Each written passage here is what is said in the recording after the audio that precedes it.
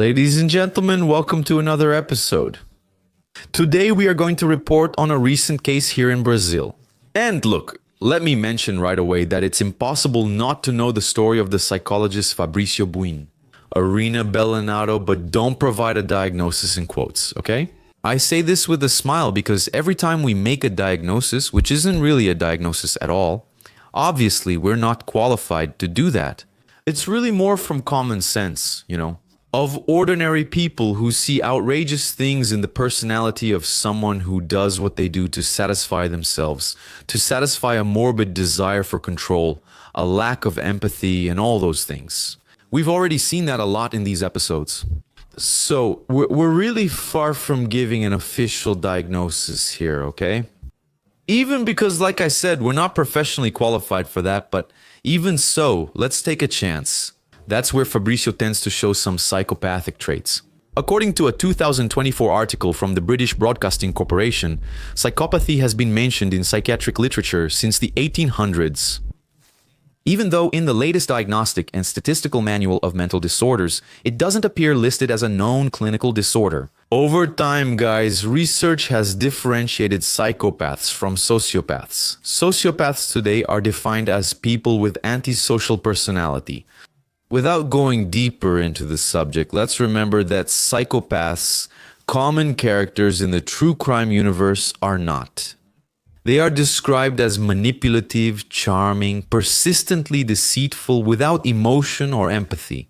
As I said, indifferent to the suffering of others and irresponsible in their actions and consequences. That's why when characters like the one in today's episode show up, we can say the guy has a bit of that in him. Well, they are also capable of killing. And that's what the protagonist, Fabrício Bellanado, did in a cruel and cowardly way, after years of abusing his wife and stepdaughters. But before we dive into all the details of today's episode, I ask for your special attention to the ritual. Here on the channel, Marcos Campos, whom you already know by the way, it doesn't hurt to remind you, right? Like, comment, share, subscribe, become a member if you can, and enjoy all our content. Speaking of enjoying, I want to take this opportunity to remind you that the channel has a partnership with Growth Supplements. And if you use the coupon Marcos Campos when you shop there, you'll get that special price. Hey guys, remember when I mentioned pachoca last month while talking about growth? That was really cool and tasty. Did you guys order it to try? Later, let me know in the comments what you thought. Man, it's one of my favorites. One of my favorite products from the Growth website, which has, tons of stuff there, okay? That's it. Visit the website in the pinned comment and use coupon Marcos Campos. Agreed, messages sent. Let's get to the facts.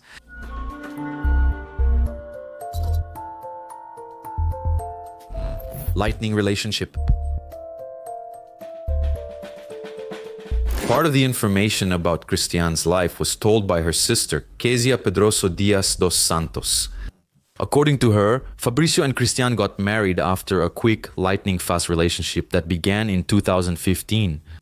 Both were already divorced and had children from their previous relationships. Cristiane was going through an especially difficult time in her life because at 29 years old, she had recently lost her mother. And she was still going through all that extra time from the divorce as a consequence of marital infidelity. So she was emotionally very sensitive and alone, let's say, with her two daughters, the older one about 11 years old and the little one 4 years old. It's also important to note the girls had different fathers. By our calculations here, Cristiane had been a teenage mother, which always involves a lot of challenges, as everyone knows. In other words, when she met Fabrício, it seemed like a new chapter in her life was starting, calmer and with everything set to work out. And they got married with the expectation that it would be forever. Cassie, her sister, sums up her sister's expectations like this. Her wish was to be happy because she only suffered. Of course, guys, Cristiane brought the two girls with her, and so they formed a complete family. And on both Fabrício's and Chris's social media, at the beginning of their relationship, what you saw were lots of photos and declarations of love. A real passion, right? However, in Cassie's view, there was something strange about her brother-in-law. She reported that her sister, before getting involved with the psychologist, was her best friend. Cristiane and Cassie used to be very close, which between sisters is quite common and expected. Even more so because they were just the two sisters. But since Cristiane married Fabrício in 2015, she has grown distant from the family. Mr. Ellisu, their father, even mentioned this in an interview. A very strange distancing, which actually hid a perverse motivation from the psychologist. Just look at this. Because, clearly, it was him who cut off contact with his wife's family during the 5 years their marriage lasted. That's really creepy, isn't it? The guy should have encouraged socializing and relationships for the sake of his sister-in-law's mental health. Of his wife's sister, actually, who was going through all that trouble, right? Losing her mother, then going through a divorce. And another thing that caught my attention here is the fact that the sister, from the beginning, saw something in the guy. Because we know that when passion hits, sometimes it blinds us, right? A lot of hormones, a lot of chemistry, so it's not always easy to see what someone from the outside can see, right? And then sometimes all this chemistry, this passion can even blind you to what the other person is seeing and sometimes giving a little hint at first, right? But let's go and understand everything. The certainty that it was her brother-in-law who was responsible for the new situation in the family went beyond Kezia's personal perception. Okay. From the opinion of several other people who lived with them and reported that Fabrício in the past also distanced his ex-wife from her family. So the theories revolved around him being a controlling guy and that as a psychologist he had easily manipulated his wife. And also the stepdaughters into thinking of him as a wonderful husband and stepfather. In short, guys, Cristiane thought he was perfect, but that later cost her her life. Fabrício Bunha Arena Belinato. Fabrício. So who was Fabrício? Researching about him, it shows that he has a bachelor's degree in psychology from the University of Marília in 2009, working in the field of education, specifically with speech therapy or games in the development of logical mathematical reasoning in elementary school students. Living in Pompeia, a city with 30,000 inhabitants, he was a public servant at Orlando Casaro Elementary School, where he worked as a pedagogical instructor. Check it out. He has published scientific articles, and during his undergraduate studies, he participated in several academic events. Which means that, like a chameleon, he was well integrated into his environment and went unnoticed at the university, without drawing attention to his psychopathy. And soon we will understand and see the reason for this observation. The missing mother and daughter. Cristiane Pedroso dos Santos Arena was 34, and her daughter Caroline Vitoria dos Santos Guimarães was 9. They were declared missing in November 2020 when the unexpected absences of mother and daughter were noticed by co-workers, the school, and also family members. Guys, let's insist here in our reports that the bizarre thing isn't exactly someone disappearing from home and their routine. It's that someone can voluntarily do this. What's concerning is when the disappearance is combined with the fact that the person is unreachable. Because nowadays everyone has a cell phone and social media and generally spends most of their time like that, right? Where are you? I have a radar. While driving, I pass someone who keeps looking down and up repeatedly. Man, that's bizarre, isn't it? So based on all of this, the concern was obvious. What do you mean? You don't look at, take calls, or post anything? So if the person is absent both in person and virtually, then yeah, that's when things get worrying, right? Well, people, Cristiane's acquaintances, inquired about her and Caroline. But her husband and her oldest daughter, the 16-year-old teenager, already said that they decided to travel for a while because they were stressed. A 9-year-old girl is doing very well, right? When the police got involved in the search and they questioned Fabrício and his stepdaughter, both of them were unanimous in saying that Chris had run away with her lover and taken her little daughter. Whoa, that's already a bit of a change, isn't it? But those theories didn't seem to be true. So the investigation continued. They didn't seem true. And for anyone who follows true crime channels, this whole thing raised some suspicion. Isn't that right? Tell me in the comments about what. Let's see if we agree. Well, even though no details were mentioned, the victim's bank and phone records were definitely accessed. Because that's how you find out what someone is doing or has done, right? Or in this case, what she didn't do. The so-called digital footprint didn't exist. Absolutely nothing was recorded. Cristiane Carolina had effectively disappeared from the face of the earth.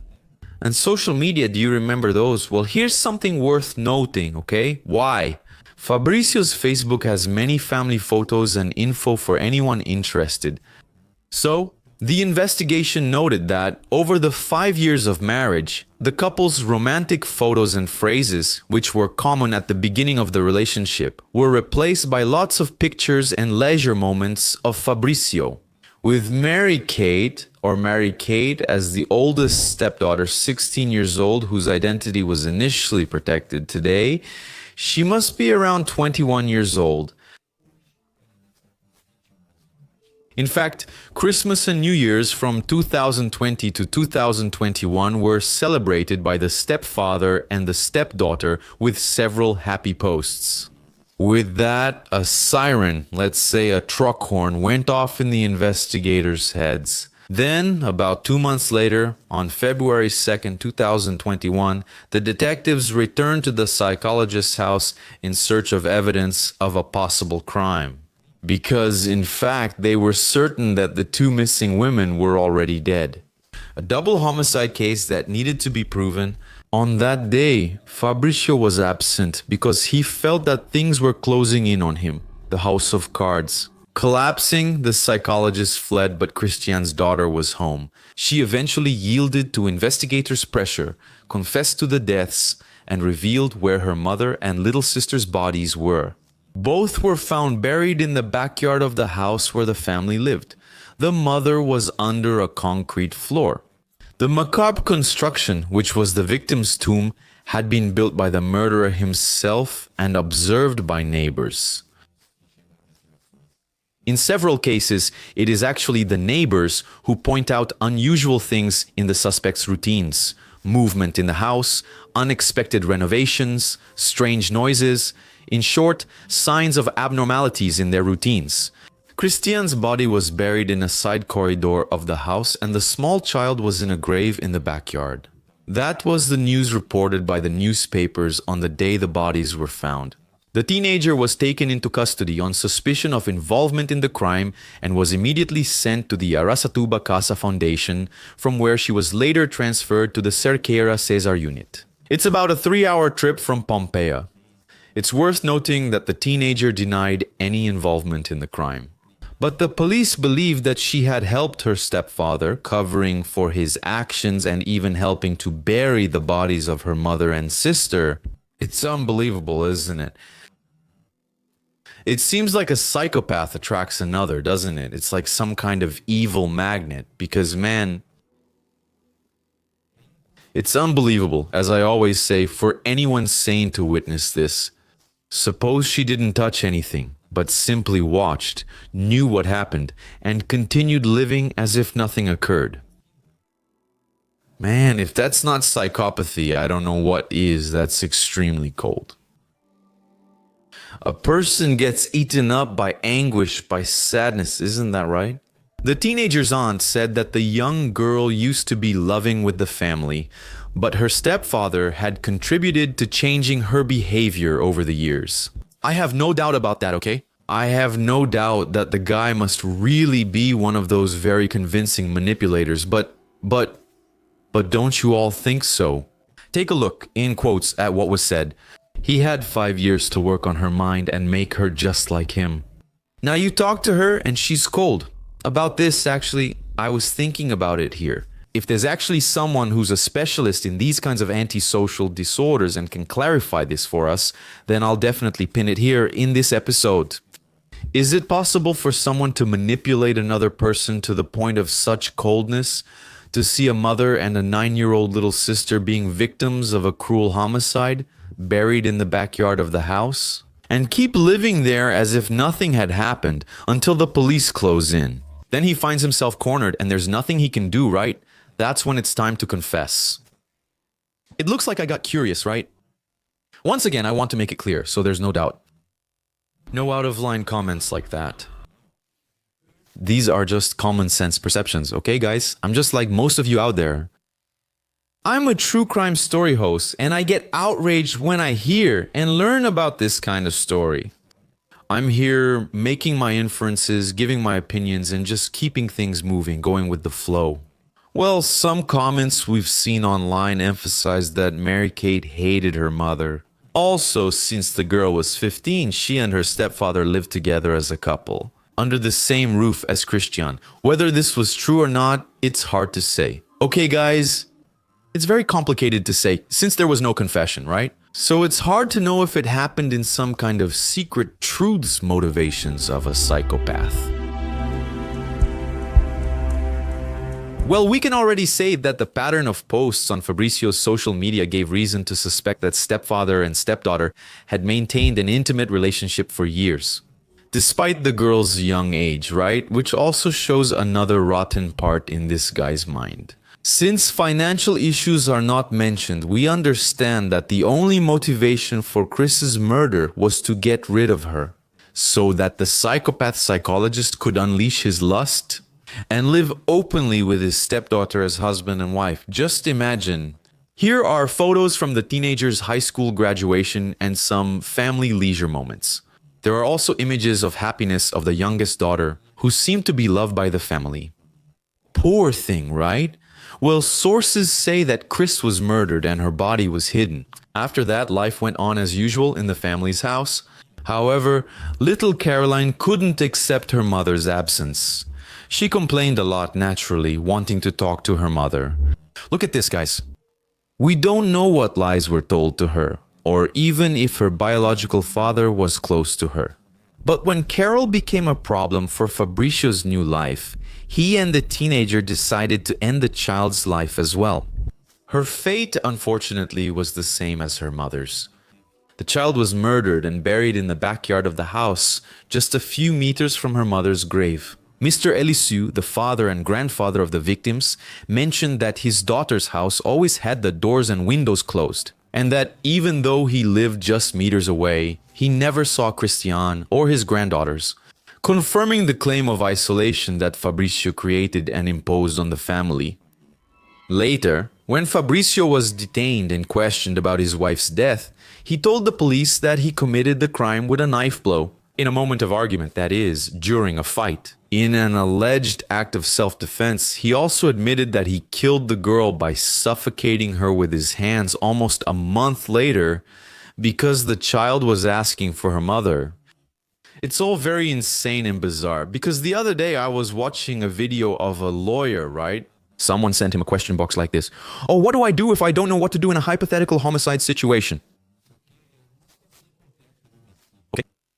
The guy said, no, my client doesn't kill anyone you wouldn't kill. That scenario doesn't exist because my client doesn't kill anyone. But if there's a camera there that filmed the action, then you also didn't kill, because what? Did you kill in self-defense? At least identify.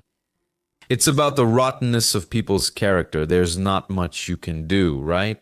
There's no law you can pass to change what a person is, right? I also remembered someone who commented here on one of the channel's videos too. What was it again? Yeah, it was something like that, you know? Like, there's no law that makes a good judge, even if the law is very efficient. There's the human element there, right? There's the whole issue of jurisprudence. Yeah, it's tough. But getting back here, guys, about that story, right? That self-defense thing, all that stuff, it wasn't true, right? As you guys might have guessed, the medical examiner's report showed the real causes of death, different from what this evil guy had said. Cristiane was actually stabbed and died from hemorrhage, but Caroline had a fractured skull. And according to the police, both of them were sleeping when they were fatally attacked. Usually, this aspect of the crime can be identified during autopsies, correct? There are no defensive wounds nor any signs of struggle. Guys, it's absolute cowardice to kill someone while they're sleeping, completely defenseless. The statement from the officer involved in the case was as follows.